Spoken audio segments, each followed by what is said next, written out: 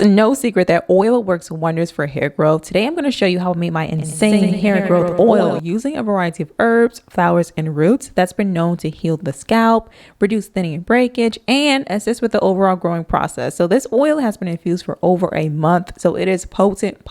Let's get into it. As you saw, I used a glass jar to store the contents. Glass is non-toxic and less porous than plastic.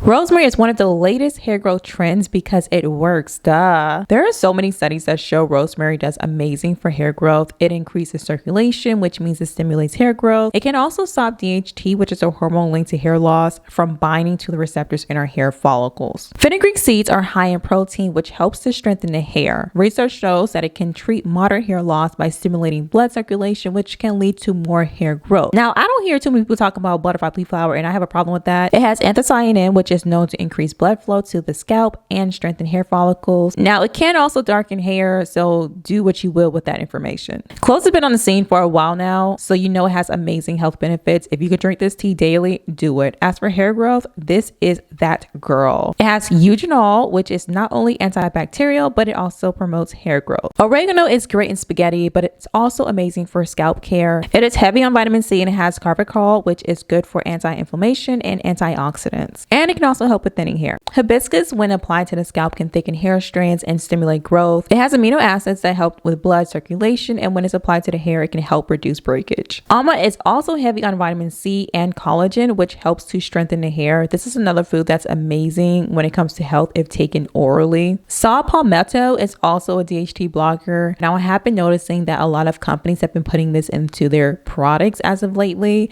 and of course it's because of the benefits for like hair and scalp. Shikaka is another herb that works well for scalp care. It's rich in vitamins and antioxidants, and also it promotes a healthy hair growth process. Y'all, vetiver smells spectacular. This root helps to prevent hair loss. It is extremely nourishing. Also, it calms our nervous systems, and if you didn't know, our hair has connections with our nervous system. Now you know. Burdock root is rich in vitamins, iron, and potassium, which helps to increase blood flow to the scalp, allowing for nutrients to feed our follicles. Horsetail works like a detox for the hair, so the scalp can get a lot of blood, similar to the other herbs, but not only does it increase circulation, but it also improves it. And by the name alone, I'm just imagining long tresses. Horsetail, long hair, get it? Okay, moving on. Brimraj is also rich in vitamins and minerals that promote hair growth. This is another herb that's been shown to work just as good as minoxidil for preventing hair loss. Jasmine is great for scalp care. It manages dandruff and other scalp conditions because of its antimicrobial properties. Rose petals have a lot of vitamins that help to stimulate hair follicles and keep the scalp healthy. Licorice is also a DHT blocker that helps to stop hair thinning. If this is used by itself, it has a nice tingling sensation, which also promotes blood flow to the scalp. Sandalwood is found in a lot of skincare because of its anti-aging and healing properties. And on top of that, it has a pleasantly light aroma.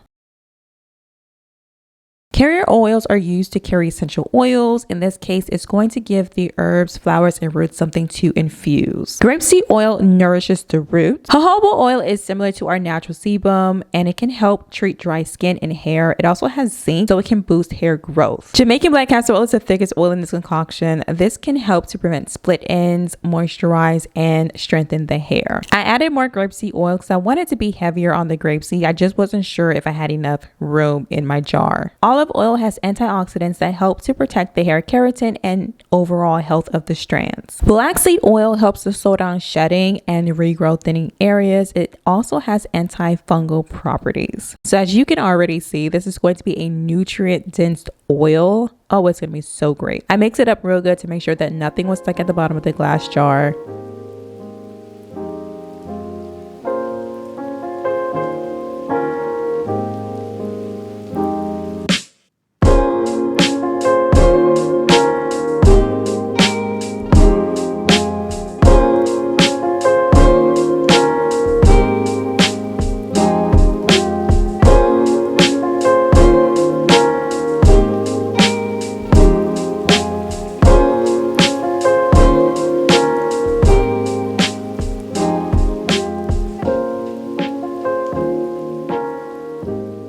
I covered it and put it in a cupboard.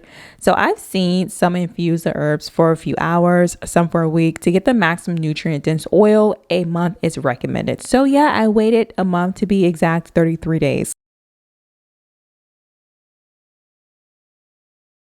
As anxious and excited I was to use my oil, a month flew by. It low-key snuck up on me. The color is a dark green. It's so pretty. You can see the contents at the bottom. Every few days it would settle at the bottom, and so I would shake it or stir it up just to make sure everything was being fused, just like how I'm doing now. At first, I decided to use a coffee filter to strain the contents. Coffee filters have very tiny grids, but, and I mean a huge butt, like big booty Judy butt. It did not meet my expectations. I clearly was not prepared. Like, the way I had to set it up was a little awkward at first, but I did manage to work it out. The only thing is, it takes forever if the oil isn't hot. When oil is hot, it's thinner.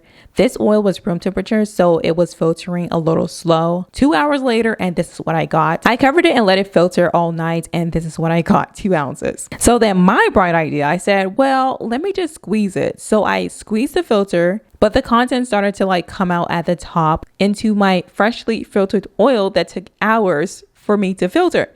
Silver lining, it's very nourishing. Felt so good on my hands, so I know that my scalp and hair is going to love it.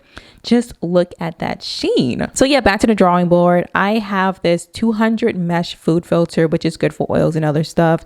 This is the funnel. I'll show the filter soon, but this worked so much faster and so much better. I don't know why I just didn't do this. I used it to filter 4 ounces because that's how much my amber glass can hold. Same situation.